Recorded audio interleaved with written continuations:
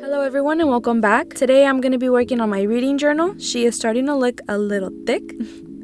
And I'm really excited for that too because I've never fully completed a journal before. I've never been this dedicated to a journal. So I'm excited to finish it. Of course, we're just halfway there, but just looking at it, I don't know, it makes me feel really happy. This month, I'm doing like a sushi, kawaii kind of theme. And my color palette, I just chose like pastel colors, a salmon, a light pink. I did a purple and I did a little bit of a blue. I do regret the blue, but I think it still turned out okay. So for the quote page on the left, I did just roll with it. And then I drew a little sushi roll. Also, I have been meaning to start doing my cover pages on the left side, not on the right, just to save page space. And I didn't realize this until I had already penciled everything in, so I just left it. But next month, I will put the cover page on the left and leave out the quote. I do this type of format for my planner, which works out great, but for the reading journal, I want to use less pages, so I will be doing that next month.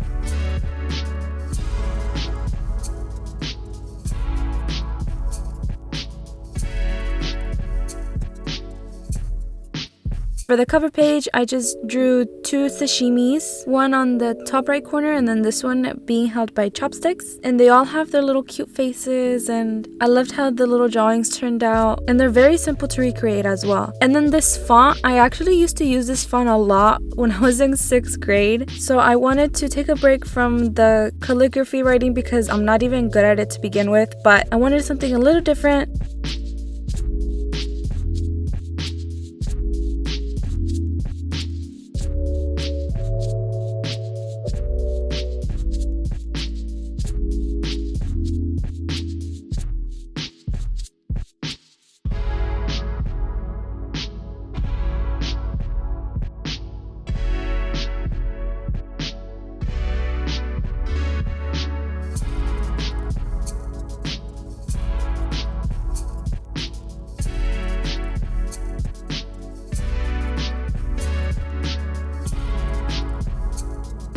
And I just added some cute little blush on the sushi rolls and the sashimi and added a border. And then I also had these little stickers I had gotten from Daiso and I added them in on the corners.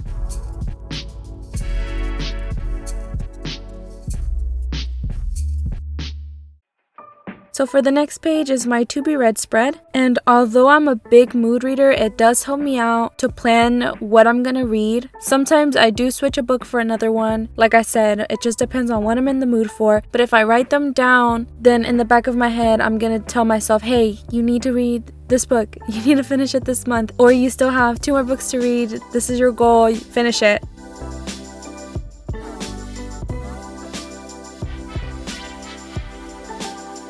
So for this month, I want to read The Wrath of the Dawn by Renee Adeye. And if I can, I do want to finish the sequel, which is The Rose and the Dagger. I want to read Permanent Record by Mary H.K. Choi and Daisy Jones and the Six by Taylor Jenkins Reid. I read The Seven Husbands of Evelyn Hugo before Daisy Jones and the Six came out, I think. And I absolutely loved it. So I have been waiting to read this one because the hype is real for this book and I don't want that to ruin it. I don't want to go in thinking this book is like the absolute best, like everyone says, and then have such high expectations. And I have been putting it off because of that as well.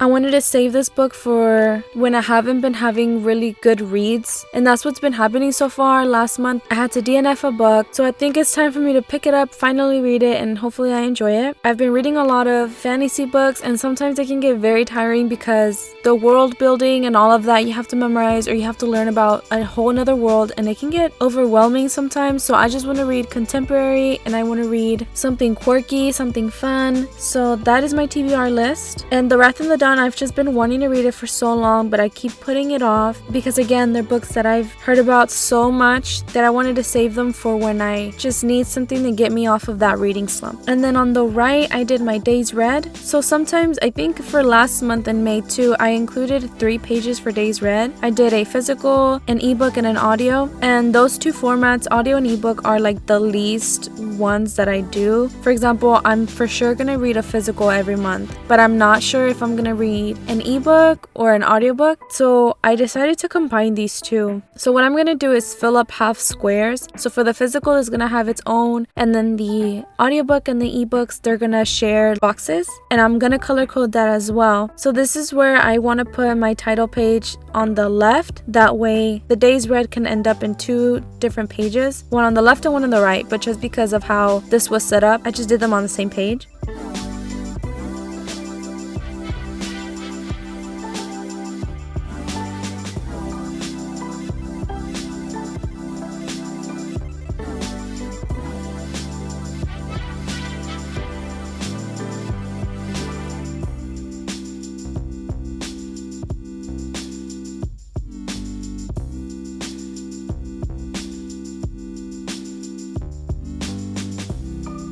And again, I'm not too crazy about how the blue looks, but it's fine. And then just to kind of balance it off, I just did a little blue border because it looked kind of awkward, and added some more stickers.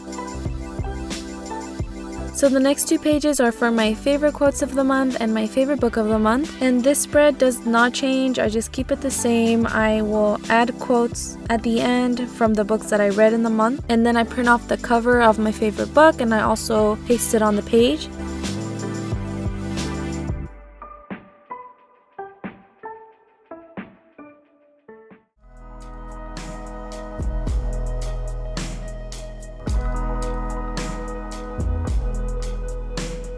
And then on this page, I also write the total books read, total pages read, and then I added total stars. So I do rate my books out of 5 stars, and I also wanted to include that on there. So for example, if I read 3 books, however many stars I give those, I'm gonna put out of 15. Also, I only count the pages of books completed. So for example, if I carry over a book from last month and I finish it this month, I'm still gonna count all the pages for that book, just because I don't literally count every single page that I read every day. I only keep up with the days that I read. So it's not 100% accurate, but still it gives me a good idea of how many average pages I read, I guess. So yeah, even if I start a book this month and I don't finish it this month, then I'm not going to include those pages in my stats.